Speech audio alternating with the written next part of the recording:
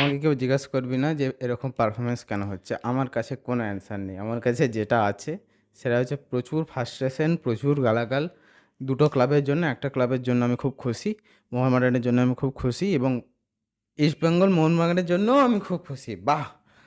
তোমরা যে পয়সা ইউটিলাইজ কীভাবে করতে হয় সেটা তোমরা এবারে শেখাচ্ছ আমাদের। বুঝতে পারছো তো ব্যাপারটা? ২ ক্লাবকেই বলছি, একজনকে বলছি না বাড়া। দুটোকেই বলছি।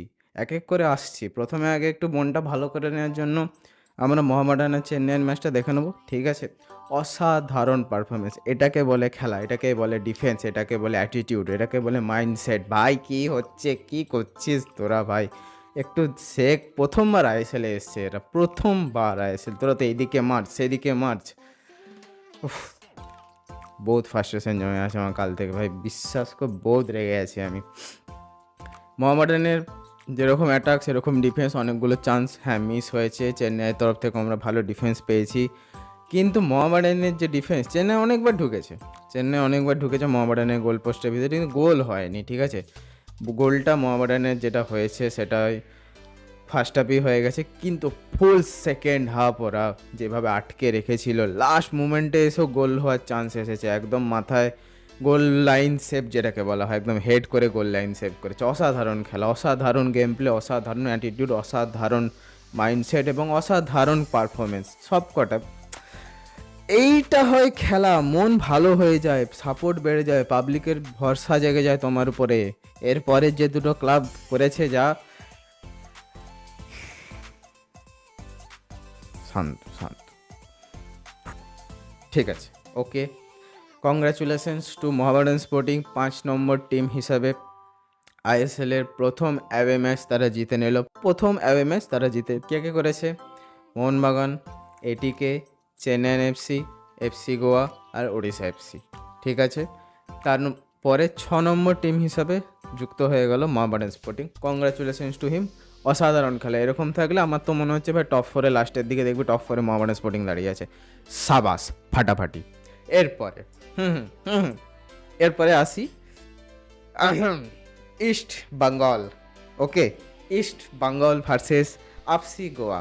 ঘরের মাঠে খেলা ছিল। কি করছিস এত বড় বড় সাইনিং নিয়ে? ভাই দুটো গোল হলো, ঠিক আছে মানছি। তোর 3টা গোল যে 3টা গোল খেলি, কি হচ্ছে এটা? কি ডিফেন্স? এটা মিডফিল্ড কাজ করছে না। একটা তো পেনাল্টি পেয়ে গেছিলেন, ওটা 3-1 হতো। প্রথমেরটা তো পেনাল্টি পেয়েছিলি, জেনুইন পেনাল্টি ছিল, ঠিক আছে, ওটা পেনাল্টি ছিল, আমি সেটাও মেনে নিচ্ছি। কার্লোস কোয়াদ্রা আগেরও সিজনে এপাশে এই প্লেয়ারটাকে ছেড়ে দিয়েছিল, সে আগের দিনে 3টে গোল করে দিয়েছে। ব্র্যান্ডেন আগের বারে ইস্টবেঙ্গলে ছিল, ছেড়ে দিল। এটা যে ইস্টবেঙ্গল কেন জানি না দিন দিন আইএসএল এর রয়্যাল চ্যালেঞ্জার্স ব্যাঙ্গালোর হয়ে যাচ্ছে। যে ওখানে যায় খেলতে পারে না, ওখান থেকে বেরিয়ে চলে আসে, ফাটিয়ে দেয়, লেজিট ফাটিয়ে দেয়। সত্যি কথা বলছি, 3 গোল খেয়েছে ইস্টবেঙ্গল সেম প্লেয়ারের কাছে। আগের বছর কিছু ম্যাচ খেলিয়েছে, কিছু ম্যাচ খেলায়নি। এবছর এফসি গোয়া নিয়ে নিয়েছে। এফসি গোয়ার পিক আমরা জানি কীভাবে ওরা পিক করে প্লেয়ার, খুব সুন্দর। আমি জানি ইস্টবেঙ্গলের সাপোর্টাররা ফার্স্ট্রেটেড হয়ে আছে আমাদের মতো, কিন্তু ওকে, ঠিক আছে, হতা হ্যায়। তোমাদের আগের সিজনেই এই কোচকে বাদ দিয়ে দেওয়া উচিত ছিল অ্যাকর্ডিং টু মি। ঠিক আছে? তোমরা প্লেয়ার আনার আগে তোমাদের কোচ বদলানোর আমার মনে হয় দরকার ছিল। তোমরা এখন বলবো আমরা সুপার কাপ জিতেছি, রাখতো সুপার কাপ তোদের। আসল যেটা সেটাতে কিছু হচ্ছে না। সুপার কাপ 2 বছর পরে সুপার কাপ দেখছি, বলতেও পারছি না, 2 বছর পরে সুপার কাপ থাকবেও না, আমার তো তাই মনে হয়। ভাই যে ডার্বির মাহাত্ম্যটা না, সেই ডার্বির মাহাত্ম্যটা চলে যাচ্ছে এরকমভাবে দুটো ক্লাব করতে থাকে। ইস্টবেঙ্গলকে বিশেষ করে বলছি, তোদের মোহনবাগানের বিরুদ্ধে খেললে তোদের দাঁড়িয়ে যায়, অন্য ক্লাবগুলোর সঙ্গে কি হয় দেখবি, ঠিক 19 তারিখে ঢ্যামনামা করবে, ঠিক করবে। ঠিক আছে, 3টে ম্যাচে 3টেই হেরেছে ইস্টবেঙ্গল, কোনো বলার কিছু নেই। এভাবেই 5 বছর চোখ কেটে গেল, আর এই বছর আমার মনে হচ্ছে সেম কেটে যাবে, আশা করে লাভ নেই বেশি।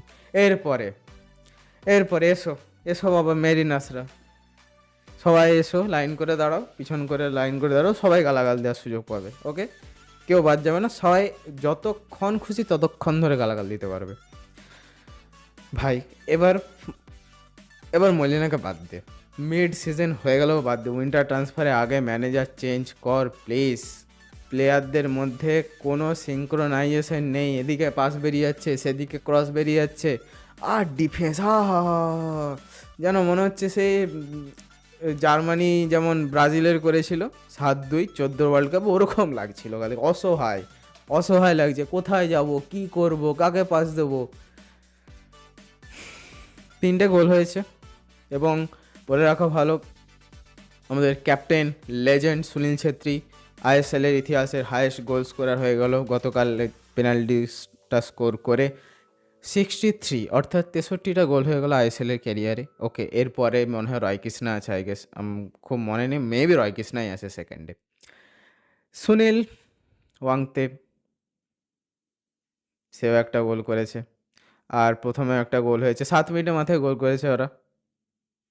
কিছু বলার নেই, মানে কি বলবো, সুনীল ওয়াংঝান ভাই, সুনীল ওয়াংতে নয়।